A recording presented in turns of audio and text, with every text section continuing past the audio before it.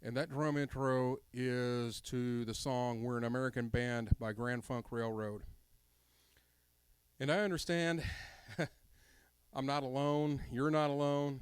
I'm right there with you. Everybody's with me that we get frustrated sometimes at what some people play seemingly easily and without any effort at all. And sometimes this one is one, and it seems to be a source of frustration for a lot of drummers out there. So I'm going to quote two of my all-time favorite drummers, Rich Redmond and Greg Bissonette, in this video.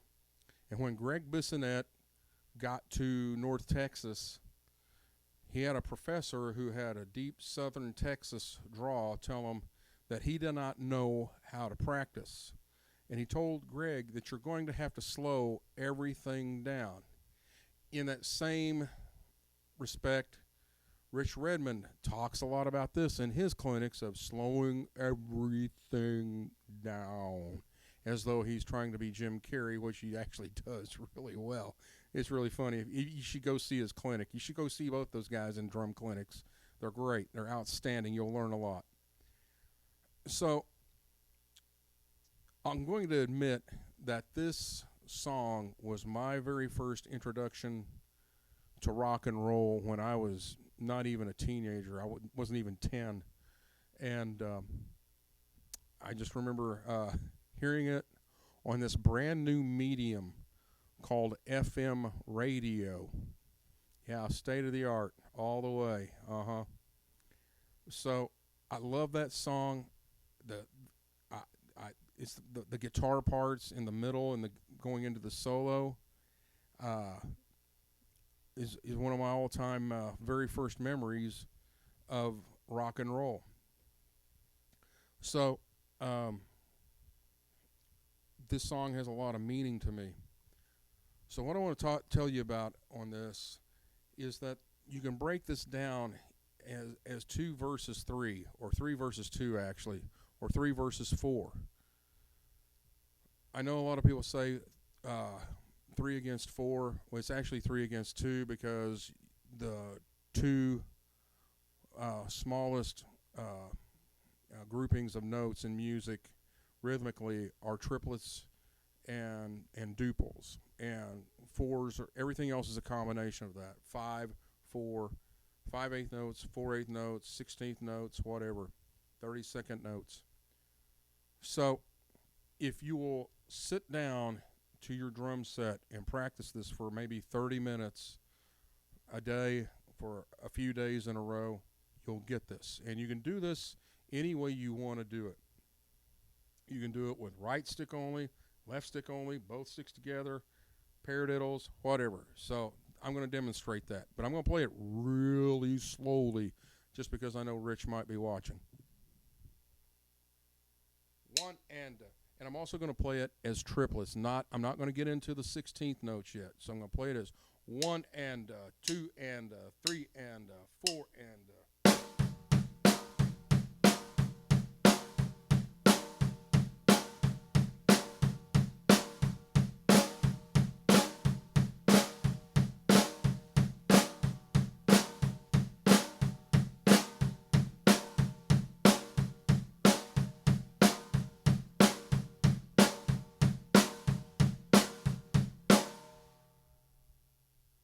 So if you'll go with that and learn the mechanics of it a little bit, it'll become a little bit easier because your mind can absorb it when you slow it down and play it simple like that. I had a similar experience with the intro to Walk This Way. You know.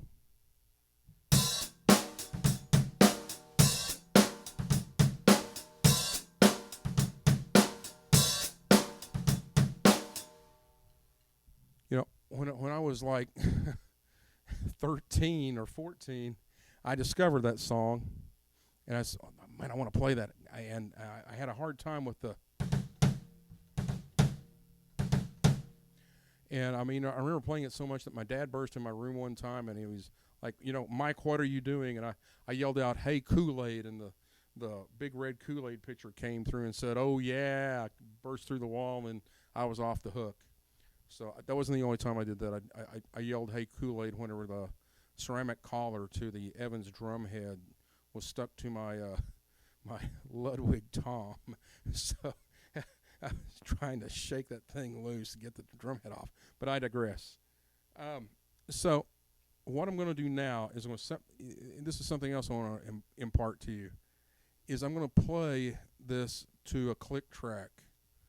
And this is the strength of a click track, is you can set it down and kind of meld your playing to that relentless Taskmaster. And this will help you learn how to play this tune, this intro, where you never have this problem again. I'm going to set it down to 80.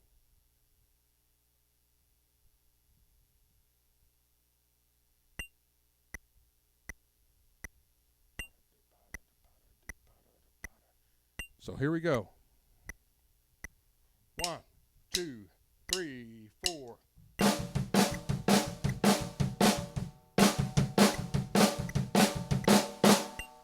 Again.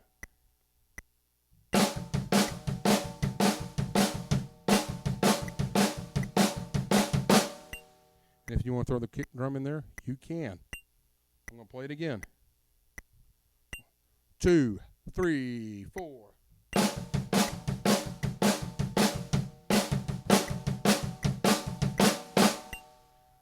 So now I'm going to kick it up 10 beats per minute to 90.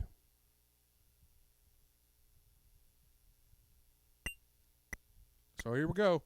1, 2, 3, 4.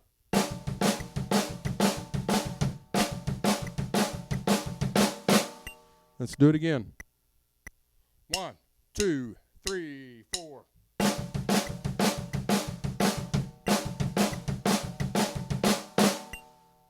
Now I'm going to kick it up to 100.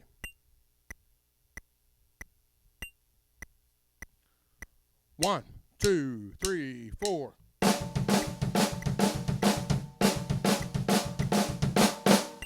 Let's do it again.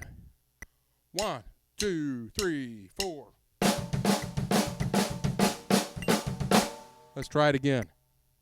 2, 3, 4.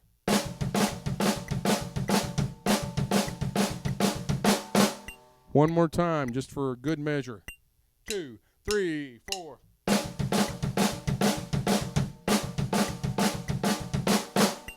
So now, kick it up another 10 beats per minute to 110.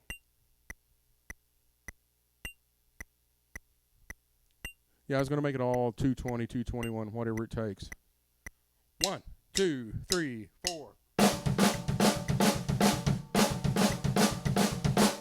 Let's do it again. 1, 2, 3, 4.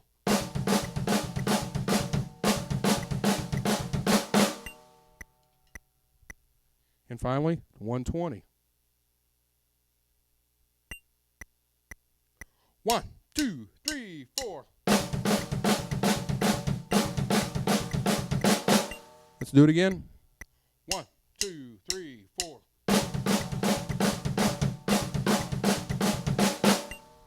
Let's do it again. 1, 2, 3, 4.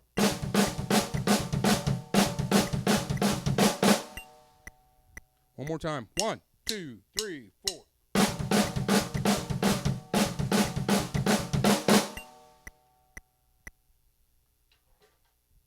So that kind of gives you an idea of how to practice this and learn it, where it's no longer a thorn in your side or your Achilles heel. There's a great drummer in L.A. by the name of Dave Anderson, and he grew up in a town about an hour from here.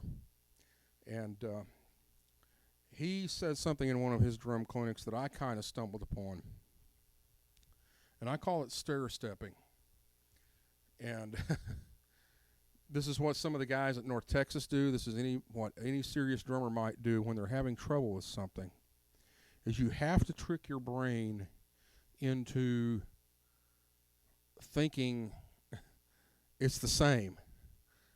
And what I mean is, if you're having trouble playing this at 120, but you can play it at 110, oh, you're going to love this. So you slow it down to 110, and you play it like 20 times, and then you move the click up to 111. I'll just demonstrate this real quick.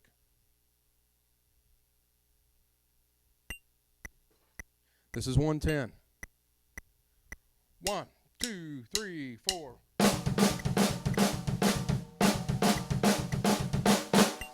Now I'm going to move it up to 111. Ah, yeah, if I hadn't told you, you wouldn't even know. Here we go. 1, 2, 3, 4.